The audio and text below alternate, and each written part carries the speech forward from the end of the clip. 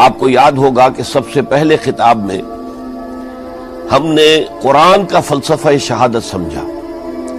قرآن مجید میں یہ اصطلاح کس معنی میں آئی ہے اور اس کے ساتھ ہی امت مسلمہ کا فرض منصبی. وَكَذَلِكَ جَعَلْنَاكُمْ أُمَّةً وَسَطًا لِتَكُونُوا شُهَدَاءَ عَلَى النَّاسِ وَيَكُونَ الرَّسُولُ عَلَيْكُمْ شَهِيدًا. تو اللہ کے دین کو بالفعل قائم کرنے کے لیے تاکہ نوع انسانی پر ایک ابدی حجت قائم ہو جائے کہ اللہ کا دین قابل عمل ہے، اسے قائم کیا جا سکتا ہے اور یہ بہترین سماجی نظام ہے. پولیٹیکو سوشو اکنامک سسٹم اس سے بہتر آج تک چشم فلک نے نہیں دیکھا. یہ حجت قائم کرنے کے لیے جن حضرات نے اپنی جانوں کا نذرانہ پیش کر دیا گویا کہ وہ اللہ کے گواہ قرار پائے، ان کے لیے لفظ شہید استعمال کیا گیا. دوسرے لیکچر میں آپ کو یاد ہوگا کہ ہم نے یہ بات سمجھنے کی کوشش کی کہ جب اللہ کا دین جزیرہ نماء عرب میں قائم ہو گیا اور گویا کہ ہم کہہ سکتے ہیں کہ انقلاب محمدی علی صاحب الصلاۃ والسلام کی تکمیل ہو گئی، تو جیسے کہ ہر انقلاب کے ساتھ ہوتا ہے اس کے بعد کچھ کاؤنٹر ریولوشنری موومنٹس شروع ہوئی. چنانچہ سب سے پہلے اندرون ملک عرب جھوٹے نبی کھڑے ہو گئے، نبوت کے جھوٹے دعوے دار، اور بہت سے لوگوں نے حکومت کو زکوٰۃ ادا کرنے سے انکار کر دیا. اور یہ فتنہ اتنا بڑا تھا کہ واقعہ یہ ہے کہ اگر اسے کرش نہ کر دیا جاتا تو انقلاب محمدی علی صاحب الصلاۃ والسلام اسی وقت ناکام ہو جاتا. یہ حضرت ابو بکر صدیق رضی اللہ تعالیٰ عنہ کے فضائل کا سب سے درخشاں باب ہے کہ انہوں نے اپنے عزم اور ہمت اور استقلال اور اللہ پر اعتماد، اللہ پر توکل اور بھروسے کے ساتھ ان دونوں فتنوں کو آئرن ہینڈ کے ساتھ کرش کر دیا.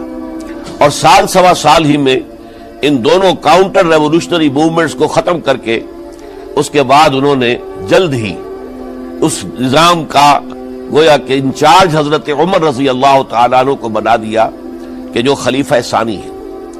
پھر ہم نے دیکھا کہ حضرت عمر کے زمانے میں رضی اللہ تعالیٰ عنہ توسیع کا جو عمل ہے، توسیع انقلاب محمدی کا عمل بڑی تیز رفتاری کے ساتھ جاری ہوا. فتوحات کا سیلاب آیا، ایران پوری سلطنت تہس نہس ہو کر رہ گئی، اس کے پرچے اڑ گئے. سلطنت روما اپنے تمام شمالی افریقی مقبوضات سے محروم، مغربی ایشیا سے اسے بے دخل کر دیا گیا، صرف وہ یورپ کے اندر محدود ہو کر رہ گئی. اب ظاہر بات ہے کہ اس کے خلاف بھی تو پھر رد عمل ہونا تھا، کاؤنٹر ریولوشنری موومنٹس اٹھنی تھی. تو سب سے پہلے حضرت عمر رضی اللہ تعالی عنہ کی خلافت اور اس کے چراغ کو بجھانے کے لیے ایران کی طرف سے رد عمل ظاہر ہوا. ہرموزان جو ایک بڑا ان کا جرنیل تھا، اس کی سازش اور ابو لولو فیروز کے ذریعے سے حضرت عمر رضی اللہ تعالیٰ عنہ کو شہید کر دیا گیا. سمجھا یہ گیا تھا کہ یہ ساری عمارت شاید اسی شخصیت کی بل پر کھڑی ہے، لہذا جب میدان سے حضرت عمر ہٹ جائیں گے تو یہ خلافت کی پوری عمارت جو ہے وہ زمین بوس ہو جائے گی. لیکن معلوم ہوا یہ عمارت محمد کی بنائی ہوئی تھی صلی اللہ علیہ وسلم. کھنڈر بتا رہے ہیں عمارت عظیم تھی، بڑی عظیم عمارت تھی جو حضور نے تعمیر کی تھی، لہذا حضرت عمر کی شہادت سے کوئی فرق واقع نہیں ہوا. حضرت عثمان رضی اللہ تعالیٰ عنہ آ گئے میدان میں، اور میں بتا چکا ہوں آپ کو کہ ان کے دور خلافت کے جو 12 سال ہیں ان میں سے پہلے 10 سال بالکل حضرت عمر فاروق رضی اللہ تعالیٰ عنہ کی خلافت کے دور کی مثال ہے. اسی تیزی کے ساتھ انقلاب جو ہے آگے بڑھ رہا تھا، فتوحات کا دائرہ پھیل رہا تھا، اور اندرون ملک پورا امن، سکون، اطمینان اور چین تھا.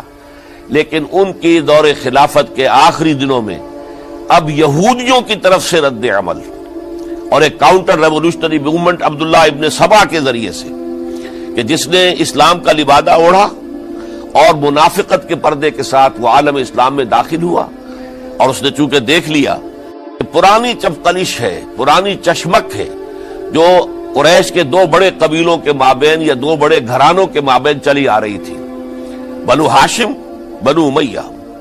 تو پہلے 2 خلفاء جو تھے وہ نہ بنو ہاشم سے تھے نہ بنو امیہ سے تھے. حضرت ابو بکر صدیق بنو تیم سے تھے, حضرت عمر بنی عدی میں سے تھے, لیکن حضرت عثمان اب بنو امیہ میں سے تھے. اس کو انہوں نے گویا کہ دکھتی رگ بنا کر پکڑا اور پروپیگنڈا شروع کیا کہ خلافت تو بنو ہاشم کا حق ہے, کیونکہ حضور ہاشمی تھے صلی اللہ علیہ وسلم. تو گویا کہ عثمان غاصب ہیں رضی اللہ تعالی عنہ, بلکہ ان سے دونوں پہلو جو تھے حضرت عمر اور حضرت ابو بکر وہ بھی غاصب ہیں. اس کے ساتھ ہی فتنے کی مختلف شکلیں انہوں نے شروع کی. یہ الفتنۃ الکبریٰ کہلاتا ہے ہماری تاریخ میں, عظیم ترین فتنہ, جس کے نتیجے میں حضرت عثمان رضی اللہ تعالیٰ عنہ شہید ہو گئے. اور ان کی شہادت کے بعد اگرچہ خلافت حضرت علی رضی اللہ تعالیٰ عنہ کے ہاتھ میں آئی, لیکن یہ کہ باہمی خانہ جنگی کا وہ سلسلہ شروع ہوا جو حضرت علی کے دور خلافت جو 5 سالوں پر مشتمل ہے, اس کے دوران مسلسل خانہ جنگی رہی. ایک طرف شیعان علی تھے, دوسری طرف شیعان عثمان آ گئے جو حضرت عثمان رضی اللہ تعالیٰ عنہ کے قتل کے قصاص کے مطالبے کو لے کر سامنے آئے. جنگ جمل ہوئی, ایک رات میں 10,000 مسلمان شہید ہوئے. جنگ صفین میں 74,000 مسلمان شہید ہوئے. جنگ نہروان میں پھر 4,000 مسلمان شہید ہوئے.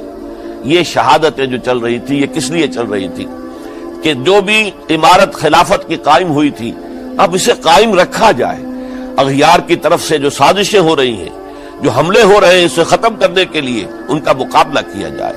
تو یہ اور اس کا یہ دور ختم ہوتا ہے حضرت علی کی شہادت پر رضی اللہ تعالی عنہ.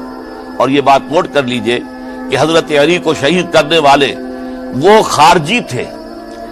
عبد الرحمن ابن ملجم خارجی طبقے سے تعلق رکھتا تھا جو پہلے حضرت علی کے لشکر میں شامل تھے, لیکن جب حضرت علی نے رضی اللہ تعالی عنہ تحکیم اور ثالثی کی تجویز قبول کر لی تو وہ ناراض ہو گئے کہ اللہ تعالیٰ ہی ہے حاکم اور حکم, ان الحکم الا للہ, یہ انسانوں کو حکم کیوں بنا لیا گیا. اور اس میں اتنی شدت اختیار کی کہ وہ علیحدہ ہو گئے, اس لیے انہیں خوارج کہا گیا. انہوں نے رائے یہ قائم کر دی جو مسلمان کبھی کوئی گناہ کبیرہ کا ارتکاب کرے گا وہ کافر قرار پائے گا. جب کافر ہوگا تو گویا کہ مرتد ہے تو واجب القتل, اس کا مال, اس کی عزت سب مباح ہے. یہ ہمارا سب سے پہلا گمراہ ترین فرقہ تھا. انہی میں سے 3 افراد نے بیٹھ کر اسکیم بنائی کہ یہ 3 افراد ایسے ہیں کہ جن کو اگر میدان سے ہٹا دیا جائے تو شاید مسلمانوں کی باہمی خانہ جنگی ختم ہو جائے اور مسلمان پھر کسی ایک خلیفہ پر راضی ہو جائے. اور یہ تینوں کافر ہیں, معاذ اللہ ثم معاذ اللہ. حضرت علی کافر ہیں, ان کو قتل کرنے کی ذمہ داری عبد الرحمن ابن ملجم نے لی. حضرت معاویہ قاتل ہیں, ان کے لیے کسی اور کو اسائن کیا گیا. عمرو بن العاص قاسم ہیں, ان کے لیے کسی اور کو اسائنمنٹ دی گئی. ہوا یہ کہ حضرت عمرو بن العاص وہ تو اس روز فجر کی نماز میں آئے نہیں, ان کی جگہ جو امام تھا وہ شہید کر دیا گیا. حضرت معاویہ رضی اللہ تعالی عنہ ان پر وار اوچھا پڑا, زخمی تو ہوئے لیکن یہ کہ پھر تندرست ہو گئے. حضرت علی رضی اللہ تعالی عنہ پر بہت کاری وار ہوا اور حضرت علی رضی اللہ تعالی عنہ کی شہادت سن 35 ہجری میں ہو گئی. یہ جو خلافت راشدہ کا اختتام یا تو سن 35 ہجری میں حضرت علی کی شہادت سے سمجھا جائے گا, یا میری ذاتی رائے ہے کہ نہیں, اس میں حضرت حسن کا دور خلافت بھی شامل ہونا چاہیے. حضرت حسن کو کسی نے نامزد نہیں کیا تھا, نہ انہوں نے اپنی امیدواری کے ساتھ اپنے طاقت کے بل پر خلافت حاصل کی تھی, بلکہ حضرت علی سے جب یہ کہا گیا تھا کہ کیا ہم آپ کے بیٹے حسن کے ہاتھ پر بیعت کر لیں, تو انہوں نے فرمایا تھا کہ میں نہ تمہیں روکتا ہوں نہ حکم دیتا ہوں, یہ تمہارا معاملہ ہے, تم جسے مناسب سمجھو اس کے ہاتھ پر بیعت کر لو. حضرت حسن رضی اللہ تعالیٰ عنہ نے جن کے ہاتھ پر جو بیعت ہوئی, اب معاملہ یہ ہو گیا کہ امیر معاویہ رضی اللہ تعالی عنہ وہ ایک لشکر لے کر شام سے چلے. حضرت حسن 50,000 آدمیوں کے ساتھ ادھر سے نکلے, لیکن یہ ہے کہ انہیں محسوس ہو گیا تھا کہ میرے ساتھیوں میں ایسا فسادی عنصر بھی موجود ہے جو عبداللہ ابن سبا کے ساتھیوں میں سے, کہ وہ کسی اچھے کام کو پسند نہیں کرتا. لہذا انہوں نے پھر صلح کی پیشکش کی. حضرت معاویہ کو پیغام بھیجا کہ میں مصالحت چاہتا ہوں, بتائیے شرائط کیا ہیں. حضرت معاویہ نے بلینک پیپر بھیج دیا, سادہ کاغذ, کہ آپ جو شرائط چاہیں اس پر لکھ دیں, وہ مجھے قبول ہو گئے. حضرت حسن نے رضی اللہ تعالیٰ عنہ شرائط لکھ دی، حضرت معاویہ نے قبول کر لی، تو حضرت حسن دستبردار ہو گئے خلافت کے دعوے سے، اور اس کے بعد پھر حضرت امیر معاویہ کی خلافت کی بیعت کی گئی۔ اس سے پہلے انہوں نے خلافت کی بیعت نہیں لی تھی۔ یہ ہے سن 41 ہجری، اور اسے عام الجماع کہا جاتا ہے، یعنی یہ اختتام ہے مسلمانوں کی خانہ جنگی کے دور کا۔ پھر جمعیت ایک ہو گئی، پھر عالم اسلام متحد ہو گیا۔ اب پورا کا پورا عالم اسلام حضرت امیر معاویہ کے زیر خلافت تھا۔ اور حضرت امیر معاویہ کون ہے؟ وہ خود ایک صحابی رسول ہیں، جلیل القدر صحابی رسول ہیں۔ اور آپ کو میں نے کل بھی بتایا تھا کہ حضرت معاویہ رضی اللہ تعالی عنہ کی ایک ہمشیرہ ام حبیبہ رضی اللہ تعالی عنہ حضور کے ازواج مطہرات میں سے ہیں، تو حضور کے گویا کے برادر نسبتی ہوئے۔ جو چند لوگ جو وحی کے لکھنے پر جو کاتبین وحی جو حضور نے مقرر کیے تھے، ان میں سے ایک حضرت معاویہ بھی ہے۔ پھر حضرت معاویہ کے لیے حضور کی دعا ہمیں ملتی ہے، اللہم اجعلہ ہادیا مہدیا، اے اللہ اسے ہادی ہدایت دینے والا بنا دے اور مہدی بنا دے جو ہدایت یافتہ ہو۔ تو یہ ان کی شان ہے۔ اور پھر یہ کہ ان کے زمانے میں جب عالم اسلام متحد ہو گیا، داخلی خلفشار ختم ہو گیا، تو فتوحات کا سلسلہ بھی دوبارہ جاری ہو گیا۔ حضرت علی رضی اللہ تعالیٰ عنہ کے 5 سالہ دور خلافت میں کوئی توسیع نہیں ہو سکی تھی دارالاسلام کی، کوئی مزید علاقے جو ہیں سلطنت اسلامی میں شامل نہیں کیے جا سکے تھے، اس لیے کہ سارا معاملہ تو داخلی خلفشار کا تھا۔ جو خانہ جنگی ہو رہی تھی، ایک دوسرے کی تیروں اور تلواروں اور نیزوں سے 1 لاکھ کے قریب مسلمان ختم ہو گئے تھے، تو اندر سے گویا کہ موشن ٹوٹ گیا اس سیلاب کا۔ تو سیلاب پھر دوبارہ جب امت جمع ہو گئی عام الجماع کے بعد، تو حضرت معاویہ رضی اللہ تعالیٰ عنہ ان کا دور خلافت اب 20 برس ہے۔ اندازہ کیجئے، یہ پورے 20 برس کوئی اندرونی خلفشار نہیں ہوا، کوئی جھگڑا نہیں ہوا، کوئی فساد نہیں ہوا، بلکہ جو فتوحات کا دائرہ تھا شروع ہو گیا۔ بکرار اور سندھ کے علاقے فتح ہوئے، کابل اور یہ افغانستان کا علاقہ فتح ہوا، ترکستان کے علاقوں کے اندر پیش قدمی ہوئی۔ ادھر یہ کہ قیصر سلطنت روما کا اس کے مرکزی شہر قسطنطنیہ پر حملہ کیا گیا، جس کے لیے کہ حضور کی حدیث موجود تھی پیشن گوئی کے طور پر، اول جیش یغزو مدینۃ القیصر مغفورون لہم۔ حضور نے فرمایا تھا کہ جو پہلا لشکر قیصر کے شہر پر حملہ کرے گا تو وہ سب کے سب وہ مغفرت پا جائیں گے، اللہ تعالیٰ ان کی مغفرت فرما دے گا۔ اگرچہ کامیابی نہیں ہوئی، لیکن اس پیشن گوئی کی وجہ سے آپ کو معلوم ہے کہ حضرت ایوب رضی اللہ تعالی عنہ ان کو بھی اس پیشن گوئی کی وجہ سے، حالانکہ 90 برس سے اوپر عمر تھی، لیکن وہ بھی کہا انہوں نے کہ میں بھی اس میں جانا چاہتا ہوں، چنانچہ اس لشکر میں گئے، وہی فوت ہوئے۔ بہرحال یہ سارے کارنامے اپنی جگہ پر، امن و امان اپنی جگہ پر، اس کے باوجود اہل سنت والجماعت حضرت معاویہ کے دور خلافت کو خلافت راشدہ میں شامل نہیں سمجھتے۔ اس کی وجہ کیا ہے؟ خلافت راشدہ کی شرط اولین قرآن مجید کے حکم کے مطابق امرہم شورا بینہم، مسلمانوں کے باہمی معاملات باہمی مشورے سے طے پاتے ہیں۔ حضرت ابو بکر صدیق رضی اللہ تعالیٰ عنہ سقیفہ بنی سعدہ کے اندر مشورے کے بعد ان کو منتخب کیا گیا اور ان کے ہاتھ پر بیعت ہوئی۔ حضرت عمر رضی اللہ تعالیٰ عنہ کو حضرت ابو بکر نے مسلمانوں سے مشورہ کر کے پھر نامزد کیا۔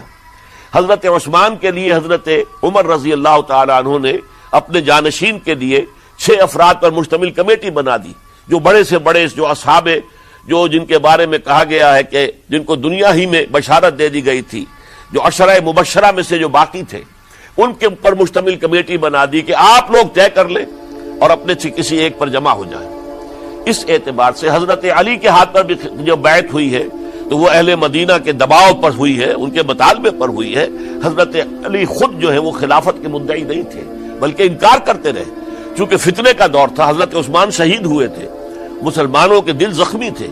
اس حالت میں وہ سمجھتے تھے کہ اگر میں یہ خلافت جو ہے اپنے ہاتھ میں لے لوں گا تو ہو سکتا ہے کہ اس کا حق ادا نہ کر سکوں، لیکن یہ کہ جب انہوں نے دیکھا کوئی اور بھی تیار نہیں، طلحہ بھی تیار نہیں، زبیر بھی تیار نہیں، تو آخر مسلمانوں کو بغیر امارت کے چھوڑا تو نہیں جا سکتا، تو تو حضرت علی نے وہ قبول کر لی۔ حضرت حسن کے بارے میں بتا چکا ہوں کہ ان کے بارے میں لوگوں نے کہا تو حضرت علی نے فرمایا میں نہ حکم دیتا ہوں نہ روکتا ہوں۔ لیکن حضرت امیر معاویہ رضی اللہ تعالیٰ عنہ صحابی بھی ہے، حضور کے قرابت دار بھی ہے، کاتبین وحی میں سے بھی ہے، پھر ان کا دور حکومت امن، سکون، اطمینان ہر طرح سے جو ہے 20 برس تک کوئی داخلی خلفشات نہیں ہوا، کوئی فساد نہیں ہوا، کوئی باہمی جنگ و جدل نہیں ہوا، بلکہ فتوحات کا دائرہ آگے بڑھا۔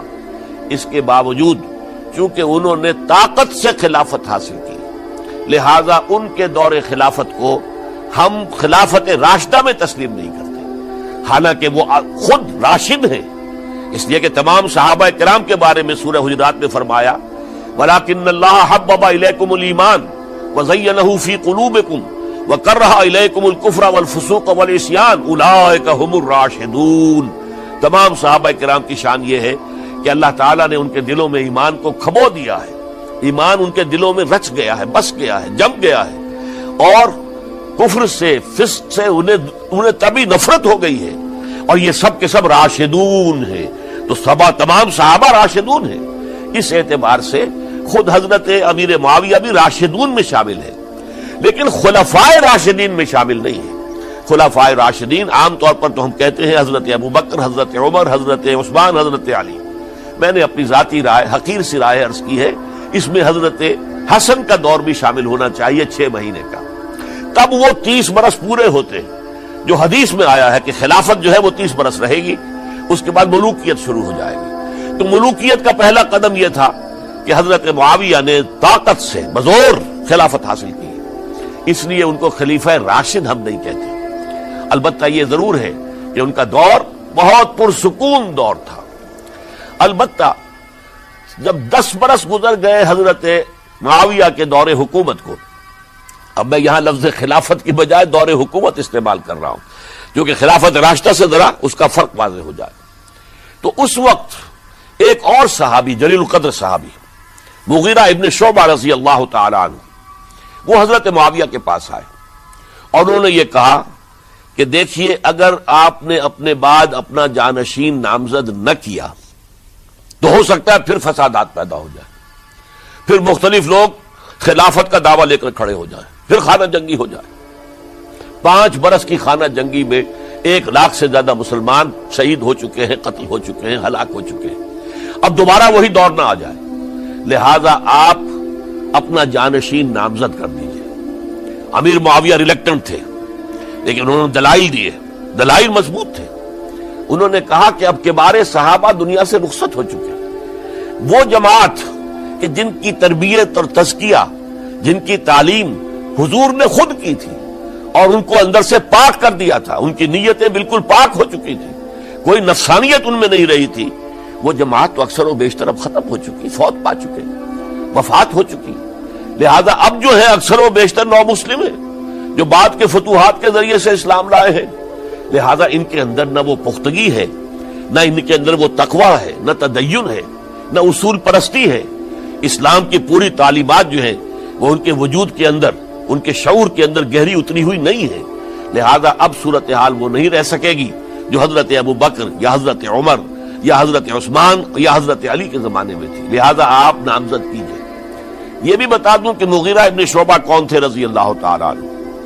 نمبر 1 یہ کہ یہ اصحاب شجرہ میں شامل ہیں، جن 1400 یا 1800 افراد نے حضور سے بیعت کی تھی صلح حدیبیہ سے متصل قبل، اس درخت کے نیچے بیٹھ کر جس کے بارے میں سورہ فتح میں فرمایا گیا کہ لقد رضی اللہ عن المؤمنین اذ یبایعونک تحت الشجرہ، اللہ ان تمام اہل ایمان سے راضی ہو گیا جو ہے نبی صلی اللہ علیہ وسلم آپ کے دست مبارک پر بیعت کر رہے تھے اس درخت کے نیچے، ان میں سے موجود، ان میں یہ مغیرہ ابن شعبہ ہے۔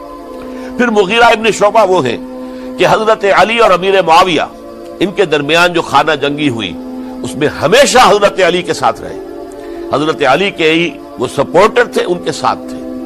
اس پہلو سے اچھی طرح سمجھ لیجئے کہ یہ نہیں ہے کہ وہ در حقیقت کو پہلے سے وہ امیر معاویہ کے ساتھی تھے، نہیں، لیکن اب جو صورتحال وہ دیکھ رہے تھے، جہاں دیدہ انسان تھے، بہت بڑے سیاستدان تھے، جانتے تھے حالات کو، حالات کے نبض پر ان کا ہاتھ تھا، لہذا انہوں نے یہ مشورہ دیا اور پھر امیر معاویہ نے اس مشورے کو قبول کر لیا اور یزید کی ولی عہدی کا اعلان کر دیا۔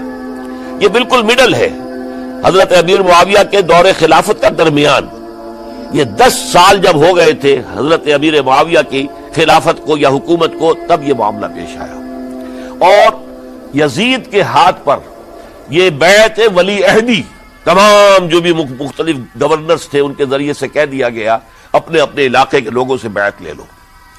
یہ بیعت عام طور پر لوگوں نے کر لی، البتہ 5 شخصیتیں جو بہت نمایاں تھیں انہوں نے اس بیعت سے انکار کیا۔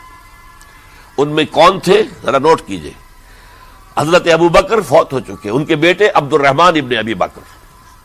حضرت عمر فوت ہو چکے، ان کے بیٹے عبداللہ ابن عمر۔ حضرت زبیر فوت ہو چکے، ان کے بیٹے عبداللہ ابن زبیر۔ حضرت عباس فوت ہو چکے، ان کے بیٹے عبداللہ ابن عباس۔ حضرت علی شہید ہو چکے، ان کے بیٹے حسین ابن علی رضی اللہ تعالی عنہم اجمعین۔ یہ 5 جو امت کے بہت بڑے 5 افراد کے گویا کے وہ چشم و چراغ تھے ان گھرانوں کے، انہوں نے انکار کیا۔ اور ان میں خاص طور پر عبد الرحمن ابن ابی بکر نے یہ جملہ کہا کہ تم چاہتے ہو کہ قیصر و کسریٰ کی سنت پر عمل کرو کہ باپ کے بعد بیٹا حاکم بن جائے۔ یعنی ایک قدم تو خلافت کا نظام پہلے ہی نیچے اتر چکا۔ مشاورت سے تو حضرت امیر معاویہ کا بھی جو نسب ہوا ہے وہ مشاورت سے نہیں ہوا۔ ایک درجے میں وہ جو اللہ تعالیٰ کے رسول نے عمارت بنائی تھی شاندار، اس خلافت کا جو سیاسی نظام تھا اس میں ایک تو کڑی آ چکی زوال کی کہ ایک شخص نے طاقت کے ذریعے سے خلافت حاصل کر لی۔ اب اس کی اگلی کڑی لانا چاہتے ہو کہ قیصر و کسریٰ کے طریقے سے خاندان کے اندر، ایک قبیلے کے اندر یہ خلافت جو ہے یا حکومت جو ہے نسل بعد نسل، باپ کے بعد بیٹا اور بیٹے کے بعد پوتا، اس کو ہم کبھی گوارا نہیں کریں گے۔ حضرت امیر معاویہ بہت دانشمند انسان تھے، انہوں نے ان 5 حضرات پر کوئی تشدد نہیں کیا، کوئی جبر نہیں کیا، بلکہ رہنے دیا، ٹھیک ہے یہ بیعت نہیں کر رہے، ابھی تو بیعت ولی عہدی ہے، کوئی حرج نہیں۔ لہذا کوئی جھگڑا، کوئی اس وجہ سے کوئی فساد، اس بنا پر کوئی جنگ نہیں ہوئی۔ 10 سال گزر گئے، یعنی 10 سال تک یزید ولی عہد رہا ہے، 10 سال تک۔ اور اس سوائے ان 5 بڑی شخصیتوں کے جو پوری امت تھی، عوام الناس تھے، ان سب نے اسے قبول کیا۔ یہ صورتحال اب جب پیدا ہوئی جب حضرت امیر معاویہ کا انتقال ہو گیا، یہ سن 60 ہجری ہے۔ اب سوال پیدا ہوا کہ وہ ولی عہدی کی بیعت اب بیعت خلافت میں منتقل ہو جائے گی۔ لہذا پھر یہ ہوا کہ سب لوگوں سے، سب گورنروں کو لکھ دیا گیا تمام صوبوں کے اندر کہ اپنے اپنے لوگوں سے بیعت لے لو۔ ظاہر بات ہے کہ وہاں کوئی ریفرنڈم نہیں ہوتا تھا، کوئی ووٹ نہیں ہوتے تھے کہ اس کی پرچیاں ڈالی جا رہی ہوں، ایک ایک شخص سے رائے لینا نہیں ہوتی تھی، بلکہ اس وقت کی جمہوریت یہ تھی اور شورائیت یہ تھی کہ ڈفرنٹ کلینز ہیں، ڈفرنٹ فیملیز ہیں، ڈفرنٹ ٹرائبز ہیں، ان کے سردار، ان کے بڑے لوگ، ان کے اہم لوگ بیعت کر لیں تو گویا کہ سب کی بیعت ہو گئی۔ وہ ایک قبائلی نظام تھا اور اس میں یہ نہیں تھا نظام کے ووٹ بنے ہوئے ہوں اور اس کی پرچیاں ڈالی جا رہی ہوں۔ تو تمام عالم اسلام نے گویا کہ بیعت قبول کر لی اب یزید کی بحیثیت خلیفہ۔ اب وہ جو 5 آدمی تھے ان میں سے ایک فوت ہو چکے تھے، حضرت عبد الرحمن ابن ابی بکر رضی اللہ تعالی عنہما، دونوں فوت ہو گئے، لیکن باقی 4 رہ گئے۔ ان 4 کو نوٹ کیجئے، اور یہ بڑا سینسٹیو ایشو ہے جس پر میں اب گفتگو کر رہا ہوں۔ ان 4 میں کون ہیں؟ عبداللہ ابن عباس، عمر میں سب سے بڑے وہ ہیں، اور ان کی شان یہ ہے کہ انہیں حبر الامہ کہا گیا ہے، امت کے سب سے بڑے عالم، اور قرآن مجید کے وہ سب سے پہلے مفسر ہیں۔ اصل جو جتنی بھی تفسیری روایات ہمیں ملتی ہیں حضرت عبداللہ ابن عباس کے شاگردوں سے، تابعین سے، لہذا ان کا بہت اونچا مقام ہے۔ حضرت عبداللہ ابن عمر، ان کا مقام بھی آپ کو معلوم ہے، حدیثوں کی کتنی بڑی تعداد ہے جو عبداللہ ابن عمر سے مروی ہے، اور اس کو سلسلۃ الذہب کی پہلی کڑی کہا جاتا ہے۔ روایت حدیث میں جو سنہری زنجیر ہے اس کا آغاز حضرت عبداللہ ابن عمر ہے۔